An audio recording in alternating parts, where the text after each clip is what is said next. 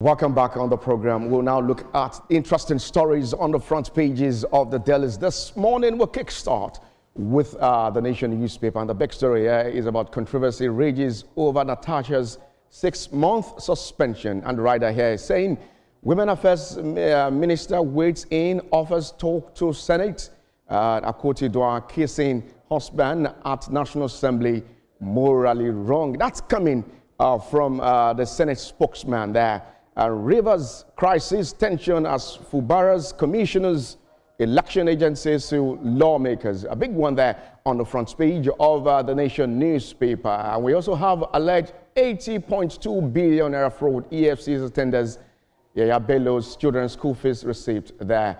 And Ganduje Barao received 2023 article support groups in 19 northern states into the APC. Quick one, Ronke Oshodi, and Nollywood will frustrate you. You can get details of that on the front page of the Nation newspaper. Let's move on to another paper this morning, and the big one from Saturday Punch is talking about Natasha's suspension. FG intervenes as female coalition threaten showdown. We're engaging parties to temper justice with mercy, says Women Affairs Minister.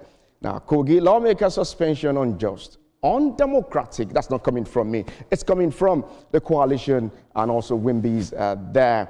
And Mr. Macaroni is talking this morning. I'm a virgin, not prepared for romantic relationship. Remember that particular nursery rhyme talking about Mr. Macaroni riding on the bicycle. Well, he's saying here he's not a virgin, not prepared for romantic relationship. And President Tinubu rejects 942 billion naira consensus budget, proposes, that's the census budget, I beg your pardon, proposes use of core members.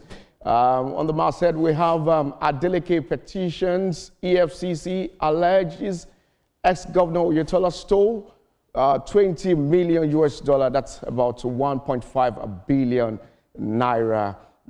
Okay, Ekiti worshippers kick out Anglican priest over leadership style.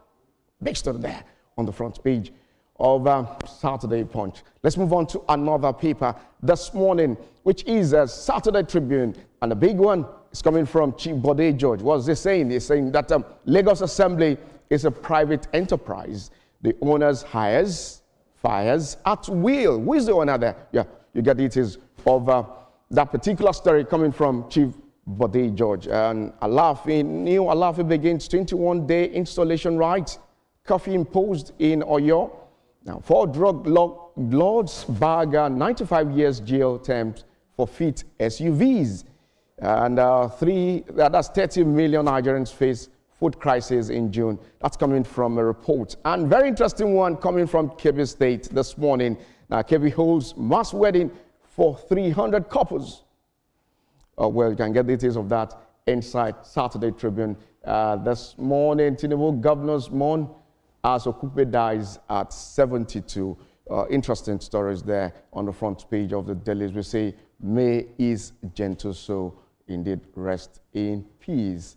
Let's quickly move on to other stories. The Guardian newspaper this morning, why protection laws can't tame common abuse of children.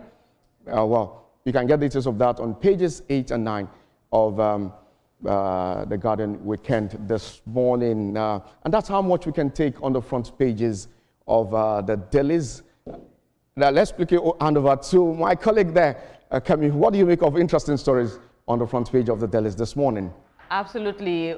We're seeing a deluge of stories. You're almost spoiled for choices. But then you might want to, keep track of, the stories that trended for the most part of the week. The Natasha Akoti Dwa suspension is still very much trending, and we're seeing more and more reactions from that particular development. It remains to be seen how that will all pan out eventually, seeing as the matters are in court. So there's not much one can say right now. Let's perhaps leave it to the discretion of the courts to determine how it will swing. Absolutely. All right.